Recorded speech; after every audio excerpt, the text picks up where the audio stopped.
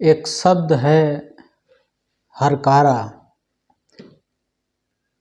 हो सकता है आपने सुना हो या ना सुना हो, या जो उम्र दराज लोग हैं जिनका पुराने साहित्य से संबंध है, वो जानते हैं कि हरकारा शब्द का प्रयोग किसके लिए किया जाता था। हरकारा उस व्यक्ति को कहते थे जो राजाओं के समय, बादशाहों के समय या आज से 5, 6, 7, 800 साल पहले या उससे भी पहले जो राजा के संदेश होते हैं उनको लाने और ले जाने का कार्य हरकारा लोग किया करते थे। इसी शब्द पे आपसे मैं बात करूंगा, और इससे पहले मैं अपनी बात रखूं, आपसे कहूँगा कि आप हमारे चैनल को सब्सक्राइब कर लें, और साथ ही अगर जानकारी अच्छी लगे तो वीडियो को शेयर भी करें, क्योंकि अक्सर ये हम देखते हैं कि लोग कुछ सेकंड या बहुत मिनट तक देखकर वीडियो को स्किप करके चले जाते हैं, जो ठीक नहीं लगता है। अगर कुछ जानना चाहते हैं, कुछ सीखना चाहते हैं तो आपको समय देना होगा। अक्सर हम देखते हैं तो मोबाइल हर व्यक्ति के हाथ में होता है, लेकिन उसका प्रयोग हम सिर्फ मनोरंजन के लिए करते हैं, ज्ञान बढ़ाने के लिए उसका प्रयोग हम नहीं करते हैं। तो मैं बात करूंगा हरकारा। और अभी से पहले एक वीडियो मेरा था जो आप देख रहे होंगे, इब्न बतूता की भारत यात्रा। इब्न बतूता ने इन हरकारों के बारे में अपनी किताब में लिखा है। जब इब्न बतूता एशिया के सारे देशों को घूमते हुए, मक्का मदीना से घूमते हुए सिंधु प्रांत में पहुंचा, तब उसने वहाँ से भारत के बारे में लिखना शुरू किया, उसके कल्चर के बारे में लिखना शुरू किया, उस समय की जो व्यवस्थाएं थी वो लिखना शुरू किया। उस समय लोग किस तरह का कपड़ा पहनते थे, क्या पहनते थे, खाने में लोग क्या चीज़ें खाते थे, और पानी की व्यवस्था क्या थी, ये सारी बातें उसने उसमें लिखी हैं।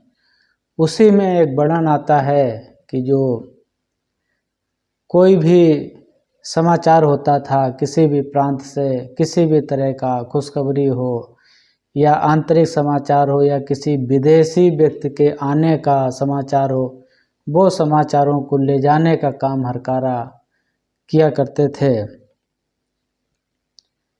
तो इब्न बतूता लिखता है कि जब मैं सिंधु प्रांत पहुंचा, सिंधु प्रांत का एक शहर सविस्तान, और सिंधु प्रांत की राजधानी थी मुल्तान।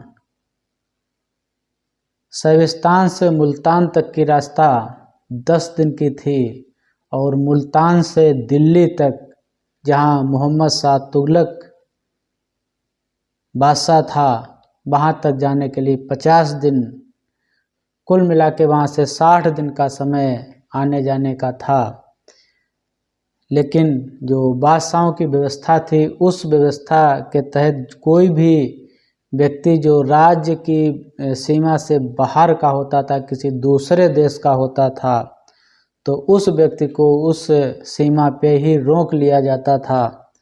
बादशाह के जो अखबार नवीस होते थे या समाचार लेखक कहें, या आज के समय में उन्हें पत्रकार हम कह सकते हैं, वो उस व्यक्ति के बारे में सारी चीज़ें लिखते थे, उसकी कद काठी लिखते थे, उसका हुलिया लिखते थे, उसका रंग लिखते थे, उसके साथ क्या आया है वो लिखते थे, उसकी भाषा क्या है, ये सारा लिख के राजा के पास भिजवाते थे। जब राजा परमिशन देता था, आने की आज्ञा देता था, तब उस व्यक्ति को राज्य के अंदर आने दिया जाता था और वो राजा तक पहुंचता था।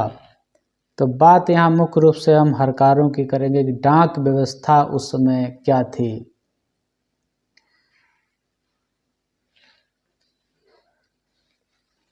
अगर डाक व्यवस्था की हम बात करें तो दो तरह से चिट्ठियाँ बादशाह तक पहुँचती थीं। एक तो घुड़सवारों के माध्यम से और दूसरा हरकारों के माध्यम से। जब लंबी दूरी इतनी होती थी तो ये संभव नहीं था कि कोई एक घुड़सवार या कोई एक व्यक्ति उसको जल्दी से जल्दी संदेशा राजा तक पहुंचा सके। तो उसके लिए बादशाह ने एक व्यवस्था कर रखी थी कि एक एक मील पे चौकियां बना रखी थीं, जहाँ पे घुड़सवार भी रुक सकते थे और हरकारे भी रुकते थे।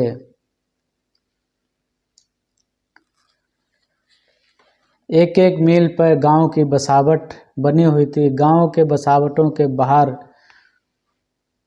बुर्जी, जिसे हम छोटा कमरा या छोटा घर भी कह सकते थे, उस बुर्जी बनी होती थी।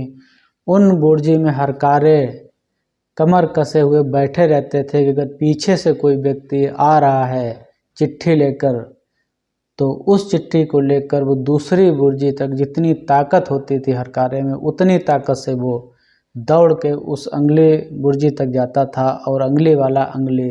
तो ऐसे चलते हुए क्रम में जो 50-60 दिन की यात्रा थी वो मात्र 5 दिन में चिट्ठी बादशाह तक पहुंच जाती थी। कोई भी संदेशा होता था। उस समय के हरकारे अपने हाथ में एक करीब 5-6 फीट का डंडा रखते थे, या उसे लाठी भी कह सकते हैं। उस लाठी में नीचे घुंघरू बंधे होते थे और एक हाथ में वह चिट्ठी पकड़ता था, दूसरे में लाठी पकड़ता हुआ दौड़ता हुआ जाता था। घुंघरुओं की आवाज़ से जो पड़ाव होता था हरकारे का, उस जहाँ लोग तैयार बैठे होते थे आगे जाने के लिए, वो सतर्क हो जाते थे और जैसे ही वहाँ पे पहुँचता था उसी स्पीड में दूसरा हरकारा फिर वहाँ से भाग देता था अगली के लिए। और इस तरह से चिट्ठियाँ पहुँच जाती थीं बादशाहों तक या कहीं भी जो नगर अधिकारी होते थे उन तक। तो आज भी चिट्ठी का दौर बदल गया है, आज मोबाइल का समय आ गया है। हमने यहाँ टाइप किया, टच किया और मैसेज जहाँ जाना था वहाँ पहुँच गया। और साथ ही जो भी व्यक्ति आता था, एबन बतूता ये भी लिखता है कि वहाँ पे जाने से पहले जो राज्य मुल्तान, जो सिंध प्रांत की राजधानी था, उसका नगर अधिकारी ऐसे लोगों की काफ़ी आवभगत करता था, उनसे खाने पीने की व्यवस्था करता था। वहाँ हर तरह की व्यवस्था होती। जब उधर से जब चिट्ठी वापस आती थी, लेकिन ऐसा हो, तब आगे किसी व्यक्ति को बढ़ने दिया जाता था। तो ये छोटी सी जानकारी थी उस समय की डाक व्यवस्था पर। हरकारों के संबंध में आपको कैसी लगी ये ज़रूर बताइएगा।